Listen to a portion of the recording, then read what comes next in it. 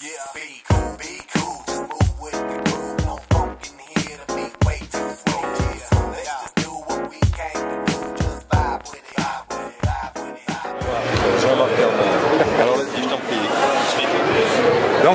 à partir d'un groupe d'images sur une culture donnée, la tomate par exemple, effectivement, je vais sélectionner la tomate et je vais regarder ce qui m'intéresse. Où est ma problématique? Si c'est une feuille, une problématique au niveau racine collée, au niveau de la tige, au niveau du fruit. L'exemple que je vais choisir, c'est le fruit.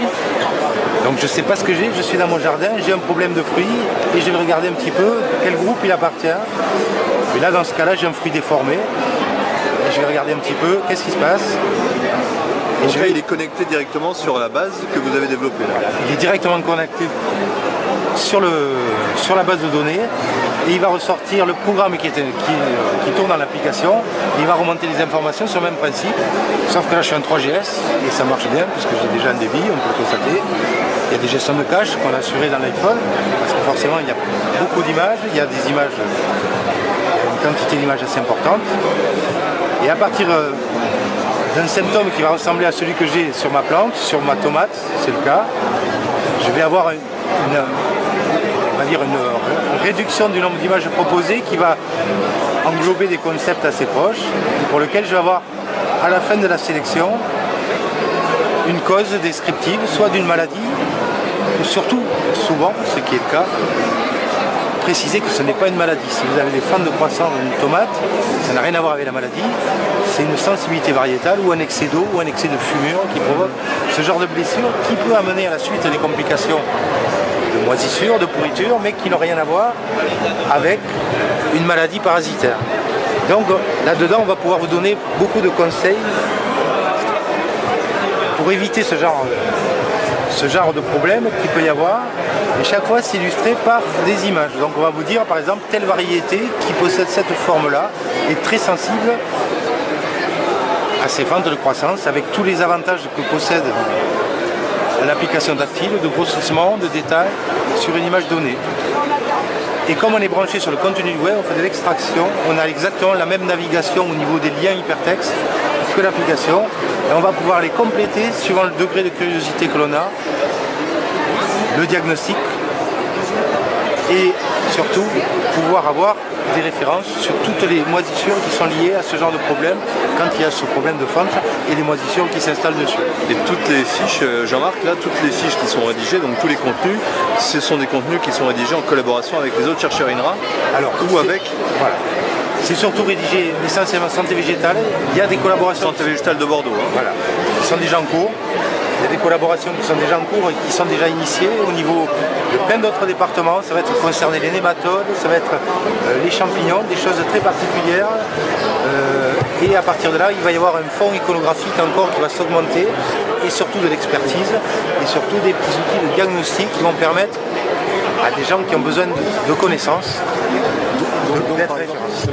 Sous la garrigue de Philippe Canac, elle pourrait éventuellement à terme intégrer ce projet-là. On pourrait très bien imaginer que la collection de Garrix, et après c'est une question de volonté, comment formaliser un petit peu ça, quels sont les critères qu'on a besoin de faire sortir, si ça colle à cette base, si la base propose assez de champs et de critères pour mettre en valeur la distinction, la différenciation et la classification de tous ces champignons. Ça peut être le cas, il y a d'autres organismes qui travaillent sur les carottes qui ont plein de fonds iconographiques sur la culture des carottes. Ça pourrait être on va dire les forestiers qui ont besoin d'identifier à partir de pièces de feuilles foliaires, de pins, de chênes, pouvoir différencier un petit peu les variétés, quelles variétés. On pourrait tout imaginer puisque c'est diagnostiqué par l'image et ces fiches, on va dire, descriptives d'espèces peuvent être un concentré de connaissances et qui enrichirait le portail Ephitia qui passerait de la légume à la grande culture et aux arbres forestiers, qui pourrait devenir une référence sur le web pour les chercheurs, pour les particuliers, pour les étudiants. Ouais. Et après, on va voir si on a des déclinaisons. À mon avis, la déclinaison dans l'anglaise minimum Noir espagnol serait... Mais il y aurait pas, par exemple, de déclinaison par en fait type de légumes, type de fruits ou type d'arbres. Ça serait un seul et même portail sur lequel on retrouve l'ensemble en fait de la base de données, quoi. Voilà, on fait l'entrée par filière parce que c'est plus intéressant. Ceci dit, c'est plus intéressant parce que chaque filière est assez spécifique, n'a pas tout à fait les mêmes problématiques avec on va dire une pathologie donnée. Mais il y a des contraintes qui sont spécifiques à chaque filière. Et par contre, on peut, par des outils, mélanger toutes les données de chaque provenance. C'est-à-dire on peut faire une recherche générale sur le botrytis, on peut le sortir sur cette oviculture, qui va du melon, qui va de la tomate, de la vigne, à toutes ces choses-là, avec toutes les caractéristiques spécifiques qu'il peut y avoir entre la différence entre chaque espèce. Et donc là, t'es hyper enjoué, c'est bordelais, t'es heureux, ben nous, ça te donne du boulot. On est content parce que c'est une vitrine de l'INRA, c'est une valorisation de pas mal de connaissances et d'expertise à l'INRA. Je pense que les versions vont être utiles, surtout les versions légères, puisque les gens, via un smartphone, les gens vont pouvoir avoir de l'identification très rapide et assez fiable finalement, parce qu'on se rend compte que tous les tests qu'on a fait, c'est très simple, c'est pas un énorme programme qui tourne derrière, c'est très simple et ça donne un pourcentage de satisfaction très important par rapport aux résultats espérés. Donc on arrive à identifier quand même vraiment des choses et surtout on complète avec des outils qui vont dire voilà, cette problématique, vous pouvez la traiter de telle manière. Là, il existe des méthodes alternatives, là, il y a de la prophylaxie à mettre en place, il y a vraiment des choses. Et là, on va essayer de mettre en avant tout ce qui est nécessaire pour réduire au maximum les traitements abusifs. Parce que forcément, si les gens ne savent pas ce que c'est, cette information est en train de se perdre, c'est important qu'ils aient cette partie diagnostique. Bien maîtrisée, bien diagnostiquée, ça c'est très important. Là au Salon d'Agriculture, l'ensemble des collaborateurs des filières collaborant avec l'INRA, tu m'as dit tout à l'heure, elles sont intéressées par cette application. Ça signifie quoi pour vous en fait? Des collaborations à terme avec, admettons l'ACTA, avec voilà. Ces gens-là ont ils ont aussi leur propre organe de diffusion, comme l'ACTA, CTFL. Et ces gens-là ont leur propre organe de diffusion et ils s'intéressent bien sûr à des supports comme celui-ci, mais ils n'ont pas encore réussi à finaliser ce qu'on appelle une base de données web, des outils d'identification smartphone légers, premier niveau, des conseils, des méthodes de protection, des descriptions d'agents pathogènes, tous ces éléments qu'on a besoin de prendre en compte dans une culture, dans un système de culture, qui font qu'on va pouvoir raisonner un ensemble d'interventions ou de mise en pratique dans une culture. Donc ces gens-là, ils sont assez intéressés par cette approche qui est assez ouverte, puisque finalement, notre portail est un outil collaboratif sur lequel chaque responsable, on va dire, qui va s'occuper ou des nématodes, va pouvoir rédiger directement dans la base de données, corriger directement des données, transmettre des données et vérifier la validité. Donc toute cette étape de validation va être un petit peu, chaque responsable va pouvoir être administrateur entre parenthèses du sujet sur lequel il maîtrise, il est expert, avec un aval de ses collaborateurs ou d'un autre chercheur qui a la même problématique. Pour l'instant, on n'en est pas encore là. On a commencé déjà, on est en train d'écrire un module de nématodes, d'identification des nématodes avec, je crois c'est Avignon. Donc ces gens-là vont être formés carrément au logiciel et eux ils vont rédiger directement le module qui concerne l'identification, ils vont mettre leur iconographie. Chaque iconographie est signée sur l'image du propriétaire de la photo. Chaque texte est signé de son auteur ou de leurs auteurs s'il y en a plusieurs.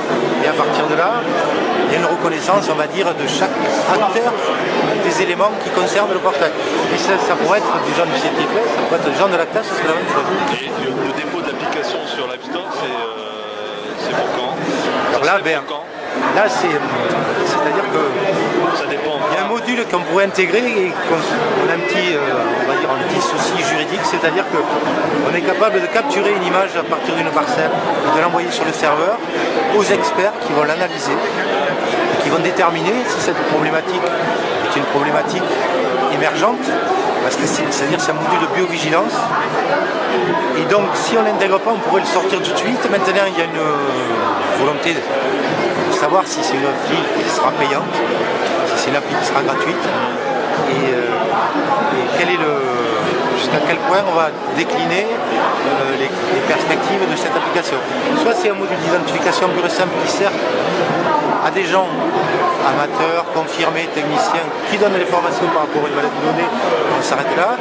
Soit on va un petit peu plus loin, on peut installer un petit module de biovigilance qui permet de vérifier qu'il n'y ait pas d'entrée, par exemple en France, d'un virus très important. On importe une culture, des plants de tomates greffées en Italie qui ont un virus qui n'est pas présent en France et qui arriverait dans une serre. Le technicien il voit, il nous envoie la photo, on crée une alerte, on fait une géolocalisation et on dit on crée une alerte, on envoie l'info aux gens concernés, aux responsables, les gens qui vont être là pour faire la biovigilance. On peut déclencher de suite une action, on peut intervenir sur un problème particulier, ou on peut identifier une émergence d'un bioagresseur qui a disparu, qui revient. Donc si c'est une application qui est payante, du coup ça limite aussi, on va dire, les entrées possibles pour enrichir éventuellement sur le module des alertes par exemple. L'application payante, ça va concerner, je pense, uniquement le smartphone. Le web, je pense qu'il n'y a pas de souci là-dessus. On est assez d'accord pour dire que ce ne sera pas une... Il y aura une partie, ce qu'on appelle, il y a plusieurs parties, niveau, il y a des couches dans le site web, il y a des parties publiques, des parties privées. Donc on va dire toutes les phases de construction, il peut y avoir des projets complètement cachés au public qui servent à vraiment une application qui concentre un ensemble de connaissances qui n'ont pas valorisées mais qui vont concerner des éléments un peu sensibles de la recherche ou des actualités qui ne sont pas encore transférées, valorisées, digérées, prêtes à être valorisées dans le grand public. Mais l'idée c'est vraiment de faire un outil assez global qui fournisse tout cet ensemble de connaissances à tous les acteurs de toutes les filières.